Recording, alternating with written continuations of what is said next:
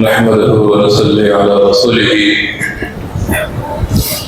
وعلى آله وصحبه أجمعين أما بعد فأعوذ بالله من الشيطان الرجيم بسم الله الرحمن الرحيم وجاءت سكرة الموت بالحق ذلك ما كنت منه تحيد وقال الله عز وجل في شأن حبيبه الكريم إن الله وملائكته يصلون على النبي يا أيها الذين آمنوا صلوا عليه وسلموا تسليما اللهم صل على سيدنا محمد وعلى آله وصحبه أفضل صلواتك وعلى محمد وآله وسلم. اللہ کے نام سے شروع جو نہایت مہربان ہمیشہ رحم فرمانے والا ہے. معزز سامعین کرام، سب سے پہلے اللہ تبارک و تعالیٰ کا شکر بجا لاتے ہیں کہ اس نے ہمیں ایک بہت بڑی عظمت والا مہینہ رمضان المبارک کا عطا فرمایا. نہایت خوش نصیبی کی بات ہے کہ ہم گناہ گاروں کو دوبارہ سے زندگی میں رمضان المبارک کی سعادتیں، رحمتیں اور برکتیں سرفراز ہوئی. قابل مبارکباد ہیں وہ حضرات جو اس ماہ مبارکہ میں صبر کے ساتھ، تحمل کے ساتھ، تقوی کے ساتھ، اخلاص کے ساتھ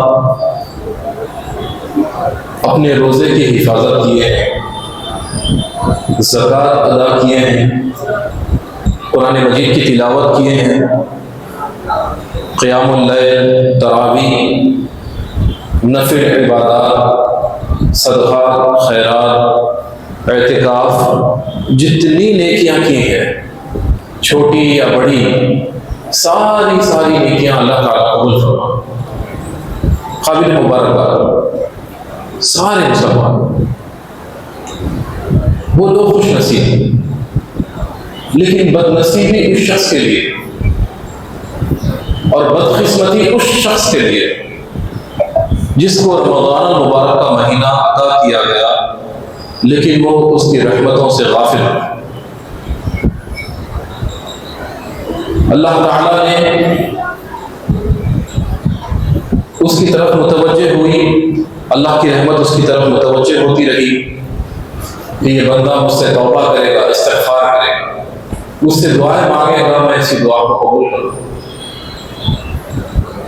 اس کی خاطر اللہ تعالیٰ نے ایک مہمان کو بھیجا، رمضان المبارک، جو ہم سے اب الوداع ہونے والا، رخصت ہونے والا.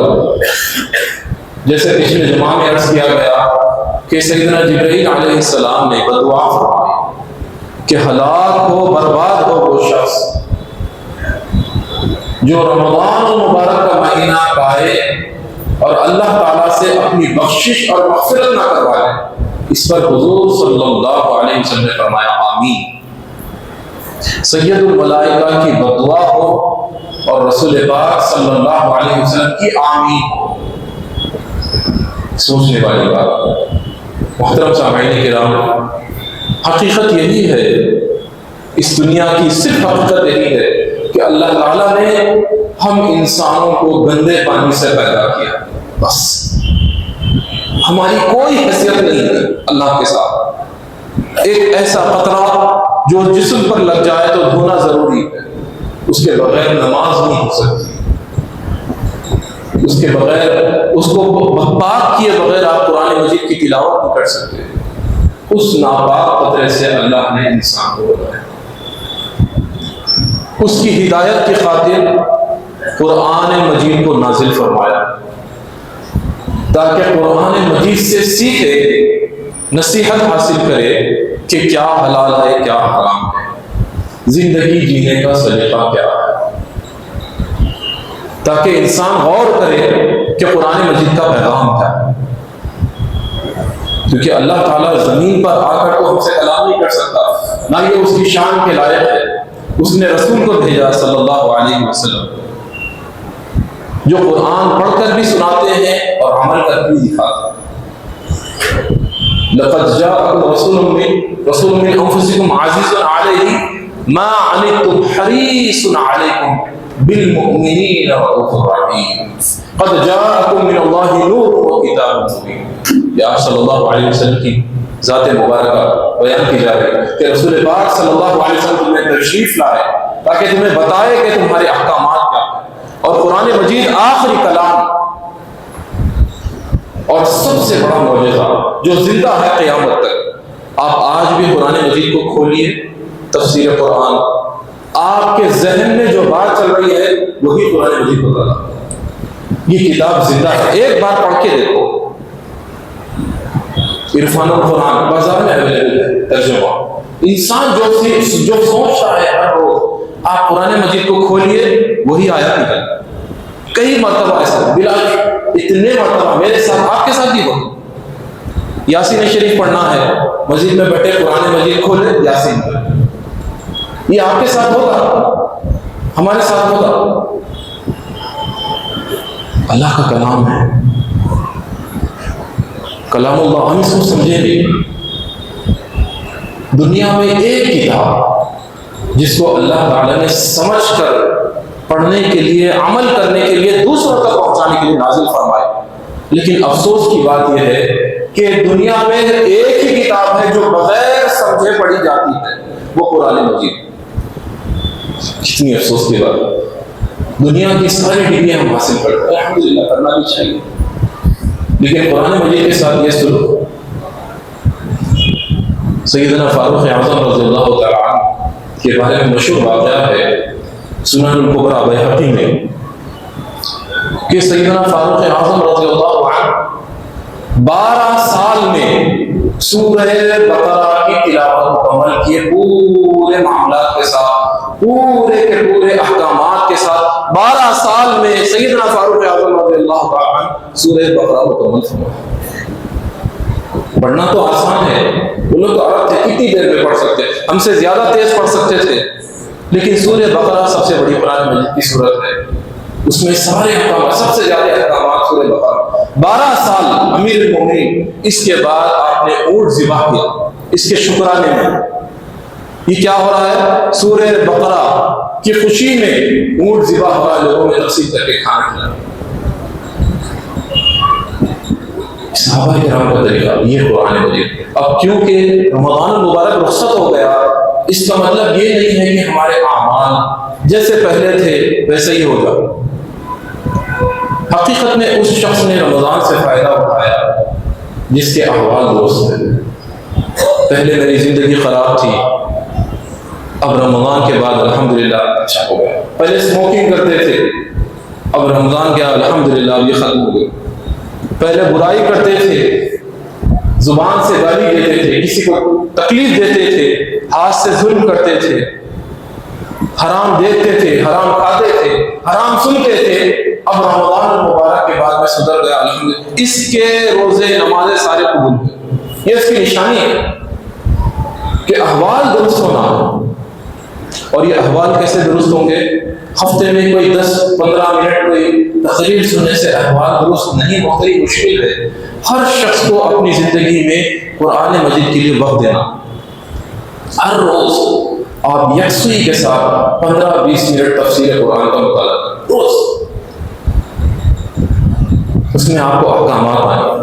یہ 10 منٹ 15 منٹ کی تقاریر وغیرہ جو ہم سنتے ہیں، اس سے احوال ہمارے کیسے درست ہوئے، زندگی کے معاملات ہیں یہ کیسے درست ہوئے.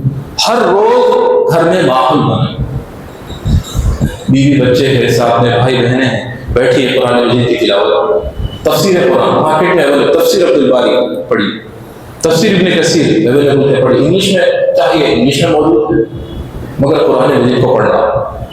ترمذی شریف کی روایت ہے، سیدنا صدیق اکبر رضی اللہ عنہ بیان فرماتے ہیں، امیر المومنین اور آپ جانتے ہیں کہ سیدنا ابوبکر صدیق رضی اللہ عنہ صحابہ کرام میں سب سے افضل ترین اور سب سے سینئر ہیں عمر کے لحاظ سے، اور آپ صلی اللہ علیہ وسلم کے سب سے سچے رفیق اور ازل سے آپ کی دوست۔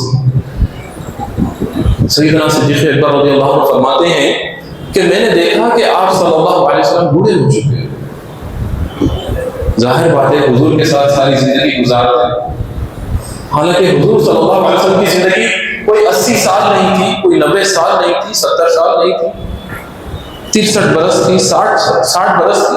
سیدنا صدیق اکبر رضی اللہ عنہ فرماتے ہیں کہ میں دیکھتا ہوں کہ آقا صلی اللہ علیہ وسلم بوڑھے ہو چکے ہیں۔ آپ نے فرمایا یا رسول اللہ صلی اللہ علیہ وسلم یہ بوڑھاپے کا راز کیا ہے یا رسول اللہ؟ میں دیکھتا ہوں کہ آپ اتنے جلدی بوڑھے ہوئے۔ حضور صلی اللہ علیہ وسلم نے ارشاد فرمایا ابوبکر یقیناً تم نے سچ کہا، مجھے سورہ ہود، سورہ واقعہ، سورہ مرسلات، سورہ نبا، سورہ تکویر نے بوڑھا کر دیا ہے۔ قرآن مجید کی ان صورتوں نے مجھے بوڑھا کر دیا ہے۔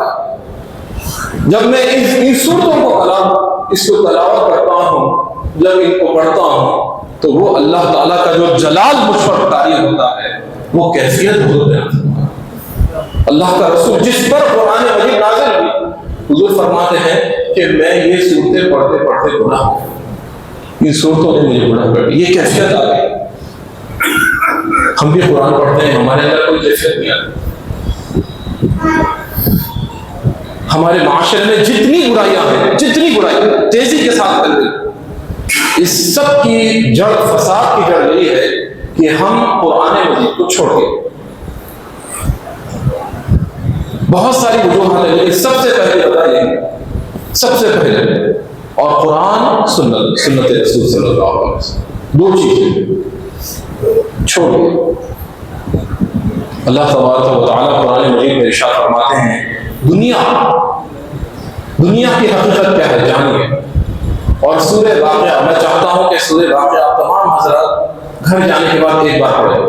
چیپٹر 56 سورہ رحمان کے بعد آئے گا سورہ واقعہ 56 چیپٹر۔ آپ جب پڑھیں گے دنیا کی حقیقت سامنے آ جائے گی۔ سورہ قاف میں اللہ تعالیٰ فرماتے ہیں وَجَاءَتْ سَكْرَةُ الْمَوْتِ بِالْحَقِّ ذَلِكَ مَا كُنْتَ مِنْهُ تَحِيدُ۔ اے انسان اب تیری موت کا وقت آ چکا ہے۔ ذَلِكَ مَا كُنْتَ مِنْهُ تَحِيدُ، جس سے تو بھاگتا تھا، جس سے تو ڈر ڈر کے بھاگتا تھا اور دنیا میں اتنا مشغول تھا، اب تیری موت کا وقت آ گیا۔ اسی طرح سے سورہ واقعہ اللہ تبارک و تعالی ارشاد فرماتے ہیں فلولا اذا بلغت الحلقوم، جب تیری موت کا وقت آ گیا اور روح تیرے حلق سے نکالی جا رہی ہوتی ہے، روح حلق میں اٹک جاتی ہے تیرے پاس یہ طاقت کہ تو اپنی روح کو اپنے جسم میں واپس لوٹا لے؟ ہے تیرے پاس یہ طاقت؟ ہے تیرے پاس یہ قدرت کہ تو اپنی نکلتی ہوئی روح کو واپس اپنے جسم میں لوٹا لے؟ یہ اللہ کے سوا کون کر سکتا؟ فلولا اذا بلغت الحلقوم، جو لوگ اللہ کے علاوہ کسی اور کی عبادت کرتے ہیں یا اللہ پر ان کا توکل نہیں ہے، ان کا ایمان نہیں ہے، بتاؤ اپنی روح کو جب حلق سے نکلتی ہے واپس لوٹا کر بتاؤ۔ وَأَنْتُمْ حِينَئِذٍ تَنظُرُونَ، جب تیری روح نکلتی ہوتی ہے اس وقت تو صرف اور صرف اپنی آنکھوں سے دیکھتا رہتا ہے اور کچھ نہیں کر سکتا۔ روح تیرے جسم سے جدا ہو رہی ہے، یہی تیری طاقت ہے، اور کیا کر سکتے ہیں؟ یہ اللہ تعالیٰ جھنجھوڑ ہے انسان کی حیثیت کیا ہے، ہماری حیثیت ہی کیا ہے۔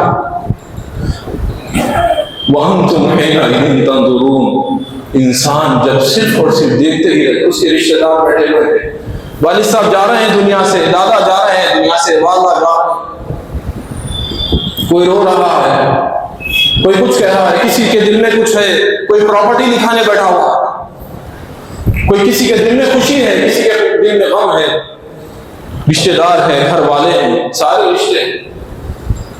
اب جا رہا ہے اللہ کے پاس، وَأَنْتُمْ حِينَئِذٍ تَنظُرُونَ وَنَحْنُ أَقْرَبُ إِلَيْهِ مِنْكُمْ وَلَكِنْ لَا تُبْصِرُونَ۔ اے انسان، جب یہ تیری موت کا وقت آتا ہے تو ایسے وقت بھی میں ہی تیرے قریب ہوتا ہوں، بس۔ وَنَحْنُ أَقْرَبُ إِلَيْهِ مِنْكُمْ وَلَكِنْ لَا تُبْصِرُونَ، لیکن یہ معاملات دکھائے نہیں جاتے۔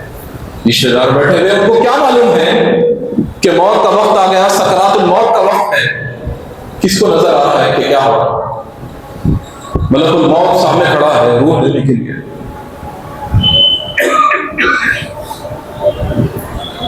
کچھ نظر نہیں آ رہا، آگے والے کو کیا نظر آ رہا؟ ایسا وقت آ گیا، سوچ کر دیکھیں اللہ تعالیٰ کا کلام، اللہ کے کلام، روح کام جاتی، روح کام جاتی انسان۔ ایسی سینکڑوں آیات ہیں، سینکڑوں آیات۔ جب ہم ان آیات کو روزانہ تلاوت کریں گے ترجمے تفسیر کے ساتھ تو اللہ کا خوف بھی پیدا ہوگا، تقویٰ ہوگا۔ جب قرآن مجید سے دور ہو گئے تو کسی کا ڈر ہی نہیں ہے، جو چاہو کسی کا قتل کر دو، کسی کو مار ڈالو، کسی کا پیسہ لوٹ لو، کسی کی جائیداد قبضہ کر لو، جو چاہے کر لو۔ اب رمضان مبارک چلا گیا، اب شیطان آزاد ہو گیا، آزاد ہو گیا تو ہمارے معاملات بھی ویسے ہو گئے۔ ایسے رمضان مبارک کے روزے سے کیا فائدہ؟ توبہ استغفار کا وقت ہے محترم سامعین کرام، توبہ استغفار کا وقت ہے۔ اللہ تعالیٰ فرماتے ہیں یا ایھا الذین آمنوا توبوا الی اللہ توبۃ نصوحا، کہ اے ایمان والو اللہ تعالیٰ کی طرف لوٹ جاؤ، توبہ کرو، سچے دل سے توبہ کرو، اللہ تعالیٰ تمہاری توبہ کو قبول فرمانے والا۔ معلوم نہیں اگلے سال ہم رہیں گے یا نہ رہیں گے، کوئی بھروسہ نہیں۔ اب اخبارات اٹھا کر دیکھیے، 15 سال انتقال ہوگا، 18 سال انتقال ہوگا، کوئی موت نہ بچپن کو دیکھتی ہے نہ بچپن کو دیکھتی ہے، اور نیند موت کی بہن ہے۔ ایک وقت کتنے لوگ ایسے ہیں سوئے صبح میں اٹھے، ہم کو کچھ نہیں معلوم۔ اس لیے روزانہ رات میں سونے سے پہلے حضور صلی اللہ علیہ وسلم ارشاد فرمایا کہ یہ پڑھ کے سویا کرو، اللہم بسمک اموت و احیا، اے اللہ میں تیرے نام پہ سو رہا ہوں، اٹھوں گا تو بھی تیرے نام پہ اٹھوں گا، اٹھوں گا یا نہیں اٹھوں گا نہیں معلوم۔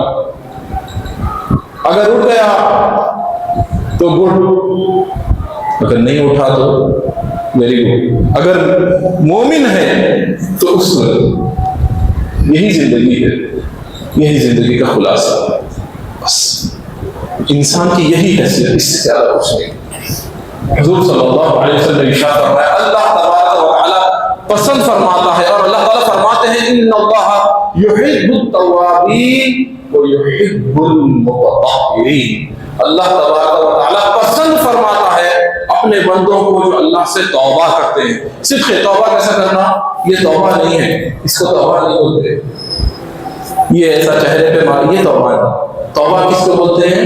آپ صدق دل کے ساتھ اللہ کی بارگاہ میں ہاتھ اٹھائیے، صدق دل کے ساتھ دو آنسو بہا دو، دو آنسو اللہ کو اتنے پسند ہیں، اتنے پسند ہیں کہ دنیا و ما فیہا جو ساری چیزیں اس نے بنائی ہے ان سب چیزوں سے زیادہ عزیز اللہ کو آنسو ہے۔ بندوں کے آنسو اللہ کو بہت پسند ہے۔ جو شخص آنسو بہاتا ہے خوف الہی میں اللہ تعالیٰ اس کے آنسوں کو اٹھا دیتا ہے، اس کے آنسوں کو رد نہیں کرتا۔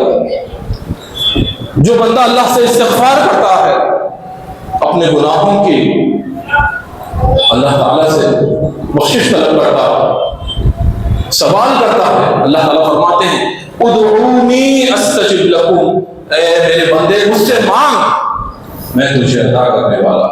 فاذکرونی اذکرکم، تم مجھے یاد کرو میں تمہیں یاد کروں۔ یہ اللہ کا رشتہ ہے، اللہ کا بیان فرماتا ہے بندے کے ساتھ، یہ میرا رشتہ ہے، میرا تعلق ہے، جو بندہ سمجھتا نہیں۔ اب آج مسلمان لوگ ایتھیزم کی طرف جا رہے ہیں، ایتھیزم معلوم ہے آنے والے جنریشن ایتھیزم کی طرف جا رہے ہیں، کیونکہ ان کو قرآن نہیں معلوم، ان کو توحید نہیں معلوم، ان کو اللہ تعالیٰ کے ساتھ جو ہمارا جو ربط ہے، جو اللہ تعالیٰ سے ہمارا رشتہ ہے، اس کے بارے میں کوئی نالج نہیں ہے، قرآن سے دور ہو۔ فرماتے ہیں اللہ تعالیٰ کہ ادعونی استجب لکم، تم مجھے پکارو میں تمہاری پکار سنتا ہوں، فاذکرونی اذکرکم، اے میرے بندے تو مجھے پکار، میرا ذکر کر، میں تیرا ذکر کرتا ہوں، تو مجھے آواز دے میں تیری آواز کو سنتا ہوں، واشکروا لی ولا تکفرون، اور اللہ سے شکر ادا کرتے رہنا، نافرمانی نہیں کرنا، ناشکری نہیں کرنا۔ اللہ تعالیٰ کی بارگاہ میں ہاتھ اٹھا کر صدق دل سے توبہ کرنے کی ضرورت ہے۔ ہم نے ایسے روزے نہیں رکھے، نہ ایسے عبادات کیے ہیں جیسے کہ عبادات کرنے کا حق تھا، جیسے کہ روزے رکھنے کا حق تھا، جیسے کہ حسنات کرنے کا حق تھا، ہم نے اس حق کو ادا نہیں کیا ہے۔ اللہ تعالیٰ سے خوب گڑ ہے، توبہ کریں، استغفار کریں، اللہ تعالیٰ ہماری دعاؤں کو قبول فرمانے والا ہے، ہمیشہ، صرف رمضان میں نہیں، ہمیشہ اللہ تبارک و تعالیٰ ہماری دعاؤں کو قبول فرمانے والا ہے۔ حضور صلی اللہ علیہ وسلم ارشاد فرمائے، لوگوں میں ہر روز اللہ تبارک و تعالیٰ سے 70 مرتبہ استغفار کرتا ہوں۔ یہ کون فرما رہے ہیں؟ ہمارے آقا صلی اللہ علیہ وسلم، خاتم النبیین ہیں صلی اللہ علیہ وسلم۔ نبی کو استغفار کرنے کی کیا ضرورت ہے؟ نبی تو آئے ہی جنت سے ہیں،